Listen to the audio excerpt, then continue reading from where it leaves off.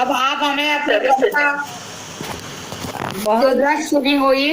बहुत बहुत धन्यवाद कनक जी। और बहुत दिनों के बाद हम सभी फिर से आवास मंडल पे मिले हैं और अपनी कविताएं एक दूसरे के साथ साझा कर रहे हैं।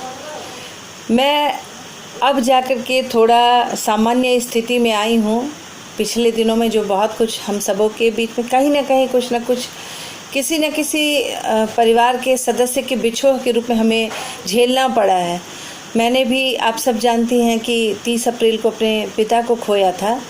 तो बाद में तो मैं लिखने की अवस्था में भी नहीं थी, पर अब धीरे धीरे मेरी चेतना जैसे वापस आ रही है और कलम उठ रहे हैं। मैं लिख रही हूँ अपने भावों को, अपने मनोभावों को शब्दों के रूप में उकेर रही हूँ। तो एक छोटी सी रचना मेरे पापा को समर्पित है, जिन्हें मैं बचपन से पापू बोलती थी। और पापू पापू बोलते रहते, बहुत बोलती थी, बहुत वाचाल मैं थी। पापू ऐसे हो गया, पापू वैसे हो गया। और चूँकि बड़ी संतान थी तो वो मुझे बहुत प्यार भी करते थे। और थोड़ा वक्त लूँगी, उन्होंने बचपन में इतना ख्याल रखा मेरा। जब मैं बहुत छोटी थी, ठंड के दिनों में मुझे पकड़ के नहलाने ले जाते थे तो मैं रोने लगती थी, मुझे बहुत ठंड लग रही, मुझे नहीं नहाना। तो मेरे पापू बोलते थे, बेटा हेमा मालिनी बनना है ना तुम्हें? तो ओ हेमा मालिनी बनना, पता नहीं क्यों बचपन से मेरे अंदर एक कलाकार वाले भाव थे। वो खूबसूरत दिखना, हेमा मालिनी बनने की चाह से मैं नहाने लगती थी। और आज भी मेरी आदत है कि एकदम समय पे नहा धो करके बिल्कुल अपडेट रहना, तैयार होकर रहना, वो भाव था।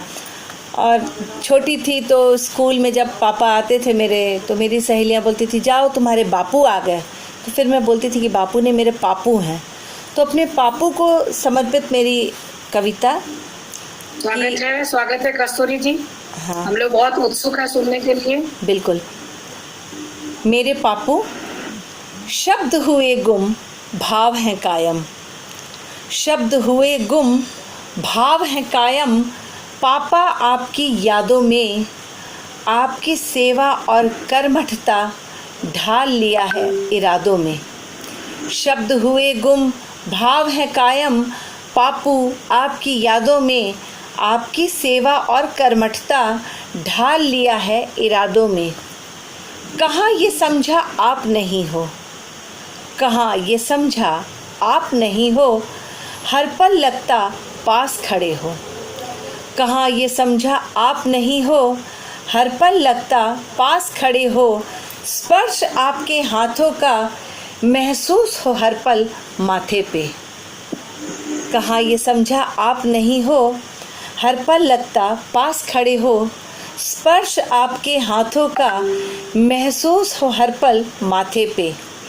वो बचपन में साइकिल पर बैठना, वो साइकिल मेरे लिए किसी मर्सिडीज से कम नहीं थी। मैं आज भी उस पल को याद करती हूँ। आज मैं घूमती हूँ, फिरती हूँ, लेकिन वो आनंद मुझे किसी सवारी में नहीं आती। उन्हीं यादों को ताज़ा करते हुए कि वो बचपन में साइकिल पर बैठना आपके संग है आता याद। वो बचपन में साइकिल पर बैठना आपके संग है आता याद। मैं परी थी आपकी बगिया की, ये भला कैसे भूलूंगी मैं। वो बचपन में साइकिल पर बैठना आपके संग है आता याद। मैं परी थी आपकी बगिया की, ये भला कैसे भूलूंगी मैं। स्थिति बदली, मैं बड़ी हो गई, मैं खुद माँ बन गई और बच्चे भी बड़े हो गए। बीते वर्ष से मेरे पापा माँ इधर बोकारो ही शिफ्ट हो गए। और यहाँ आने के बाद वो बोलते थे कि बेटा मुझे लगता है कि अब मेरी ज़िंदगी जीने की चाह बढ़ गई है, अब मेरी आयु बढ़ गई है। और फरमाइशें करते थे कि ये बनाओ वो बनाओ। तो वही बातें मैं कहना चाहूँगी कि वो आपका फरमाइशें करना, कढ़ी बड़ी हलवा आलू चॉप। वो आपका फरमाइशें करना, कढ़ी बड़ी हलवा आलू चॉप। हर निवाले पर तारीफ़ों की बारिश से आह्लादित रहूं जीवन पर्यंत मैं।